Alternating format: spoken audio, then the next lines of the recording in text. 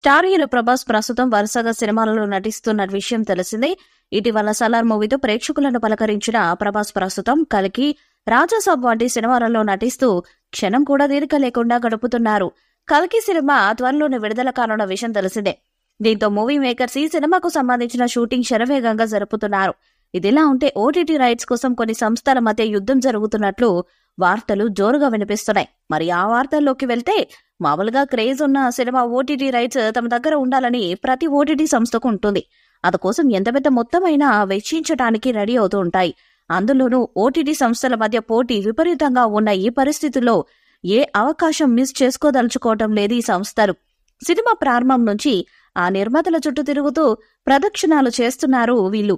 అలాగే ఇప్పుడు ప్రభాస్ ప్రతిష్టాత్మక చిత్రం కల్కి రైట్స్ కోసం 2 ఓటీటీ సంస్థల మధ్య యుద్ధం మొదలైందని సమాచారం. మే 9న ప్రేక్షకుల ముందుకు రానుంది.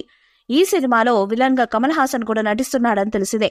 ఈ చిత్రం ఓటీటీ రైట్స్ కోసం ఓ రేంజ్ లో డిమాండ్ క్రియేట్ అయింది. నెట్ఫ్లిక్స్, ప్రైమ్ వీడియో వారు ఈ రైట్స్ కోసం పోటీ పడుతున్నారు. ఎంత రేట్ అయినా పెట్టడానికి సై అంటున్నారు. వేలం పాటలాగా ఈ రైట్స్ రేటును ఈ 2 సంస్థలు పెంచుకుంటూ పోతున్నాయని తెలుస్తుంది. అయితే నిర్మాతలు కూడా ఈ రైట్స్ విషయంలో చాలా జాగ్రత్తగా ముందుకు వెళ్తున్నారు. అన్ని రకాలుగా చూసుకునే డీల్స్ ని క్లోజ్ చేయబోతున్నారట.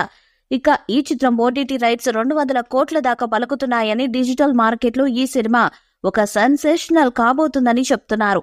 ఈ రైట్స్ విషయంలో అశ్విని దత్ బడ్జెట్ ని బేరేజు చేసుకుని దిగుతున్నారట. అలాగే ఈ రైట్స్ లో కొంత భాగం రెమ్యునరేషన్ గా ప్రభాస్ కు వెళ్లనుందట. అందుకే ఈ 2 ఓటీటీ సంస్థల్లో ఏది ఎక్కువగా కోట్ చేస్తే అటు అగ్రిమెంట్ అవుతుందని చెప్పుకుంటున్నారు. నాగశ్విన్ తెరకెక్కిస్తున్న ప్రతిష్టాత్మకమైన సినిమా కల్కిలో స్టార్ యాక్టర్ కమల్ హాసన్ కూడా నటిస్తున్న సంగతి తెలిసిందే. దీంతో అభిమానులు ప్రభాస్, కమల్ మధ్య వచ్చే సీన్స్ గురించి ఎన్నో ఆశలు పెట్టుకున్నారు. అయితే తాజాగా జరిగిన ఓ ఇంటర్వ్యూలో కమల్ హాసన్ కల్కి సినిమాలో తన పాత్ర గురించి కొన్ని ఆసక్తికర వ్యాఖ్యలు చేశారు. తాను ఈ సినిమాలో కేవలం గెస్ట్ రోల్లో మాత్రమే కనిపించనున్నట్లు వెల్లడించారు. చాలా మంది ఈ సినిమాలో కమల్ హాసన్ పాత్రలో విలన్ పాత్రలో నటిస్తున్నారేమో అనే ఊహాగానాలు ఉన్నాయి. కానీ కమల్ మాత్రం గెస్ట్ రోల్లోనే నటించారట. అంటే ఇంచుమించు విక్రమ్ సినిమాలో వచ్చే రోలెక్స్ పాత్రలో ఉండొచ్చని అభిమానులు అంచనా వేస్తున్నారు.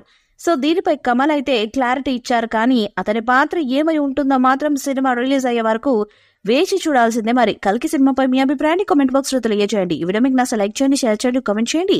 మరిన్ని అప్డేట్స్ కోసం మన ఛానల్ ని సబ్స్క్రైబ్ చేయండి. అలాంటి పక్కన ఉన్న గంట సింబల్ గట్టిగా కొట్టండి.